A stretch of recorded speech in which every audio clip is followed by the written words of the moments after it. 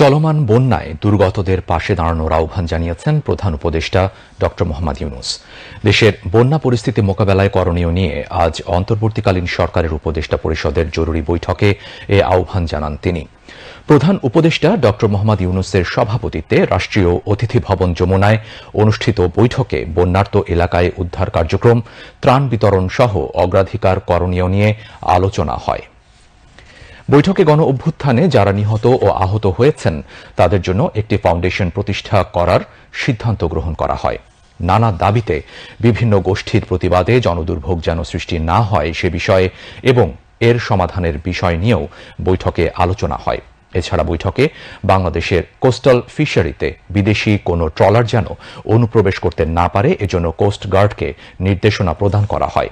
উপদেষ্টা পরিষদের সদস্যগণ বৈঠকে অংশ নেন।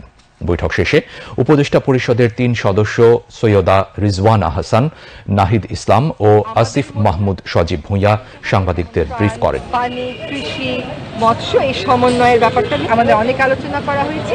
যতক্ষণ পর্যন্ত বন্যা উপস্থিত সকল মানুষের ক্ষয়ক্ষতি ঠিক করে নিরূপণ করা না হবে এবং যতক্ষণ পর্যন্ত এটার পুনর্বাসনের পূর্ণ ব্যবস্থা না করা হবে, এটা সবসময় আমাদের নজরদারিতে থাকবে। আহত এবং নিহত যারা আছেন এই গণ অভ্যুত্থানে তাদের ব্যাপারে একটা ফাউন্ডেশন হবে। এই ফাউন্ডেশনের ব্যাপারে সিদ্ধান্ত হয়ে গেছে।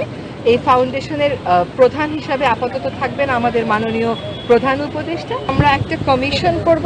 সেই কমিশনটা হচ্ছে কমিশন অন এনফোর্সড ডিসঅ্যাপিয়ারেন্স, মানে যারা বিভিন্ন সময়ে গুম হয়েছে সেই গুমের কারণ কারা তার জন্য দায়ী সেই জিনিসগুলো তদন্ত করে দেখবে। এই কমিশনটা হওয়ার ব্যাপারে আজকে একটা নীতিগত সিদ্ধান্ত হয়েছে। বিভিন্ন মানুষ বিভিন্ন বিষয় নিয়ে প্রতিবাদ করছেন, সেই প্রতিবাদ তারা করতেই পারেন। অনেক বছর তারা অনেক কিছু বলতে পারেননি, কিন্তু ওই প্রতিবাদের কারণে যাতে জনজীবনে কোনো বাড়তি অসুবিধার সৃষ্টি না হয় সেটা নিশ্চিত করার জন্য এই প্রতিবাদের সাথে সরকারের কি করে একটা সম্পর্ক করে ফেলা যায়, প্রতিবাদটা কোথায় হলে কেমন করে হলে ভালো হয়, অনির্দিষ্টকালের জন্য না করে কিভাবে করে যারা প্রতিবাদ করছেন কোনো একটা বিষয়ে তাদের মুখপাত্রের সাথে সরকারের মুখপাত্র বসে পড়তে পারেন এবং এটার একটা সমাধানে যেতে পারে, সেটারও একটা উপায় বের করা হবে। দেশের সকলকে আহ্বান জানাচ্ছি যে দেশে যে বন্যা পরিস্থিতি, সেই পরিস্থিতি মোকাবেলায় আমাদেরকে ঐক্যবদ্ধভাবে কাজ করতে হবে।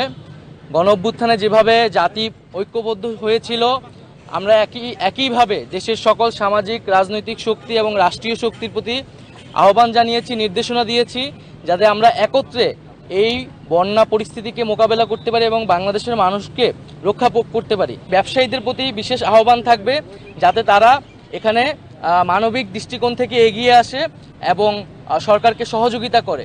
দেখতে পাচ্ছি যে উজানের পানি বাংলাদেশে ধেয়ে সেই বন্যা পরিস্থিতি তৈরি করছে।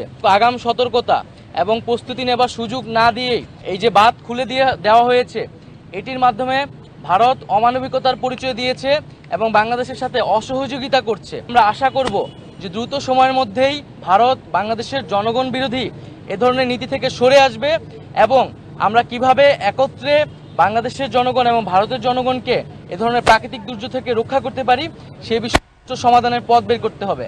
যে ভারত বাংলাদেশের সম্পর্কের ভিতরে কোনো টানাপোড়েন যাতে না রাখা হয় এবং একটা ন্যায্যতার ভিত্তিতে যাতে ভারত বাংলাদেশের রাষ্ট্রীয় সম্পর্ক প্রতিস্থাপন করা হয়। বিভিন্ন দাবি উত্থাপন করার সুযোগ পাচ্ছিল না বিগত সরকারের আমলে, তারা সেই দাবিগুলো উত্থাপন করছে। তাদের প্রতি আমাদের আহ্বান থাকবে নিয়মতান্ত্রিকভাবে গণতান্ত্রিক আপনাদের যে আন্দোলনের অধিকার সেটা আপনারা করবেন, তবে এই দুর্যোগপূর্ণ এবং সংকটকালীন মুহূর্তে সব পক্ষের প্রতি আহ্বান থাকবে ধৈর্য ধরে আমাদের অপেক্ষা করার এবং আমরা সবারই দাবি শুনবো। এই দুর্যোগপূর্ণ মুহূর্তে দেশের সকল পক্ষকে ঠিক যেভাবে আমরা গণ অভ্যুত্থানে একটি জাতীয় ঐক্য গড়ে উঠেছিল, সেই জাতীয় ঐক্যের আহ্বান আমরা সরকারের পক্ষ থেকে করছি। সকল পক্ষকে এগিয়ে আসতে হবে এবং এই দুর্যোগপূর্ণ পরিস্থিতি মোকাবেলায় আমাদেরকে একসাথে কাজ করতে হবে।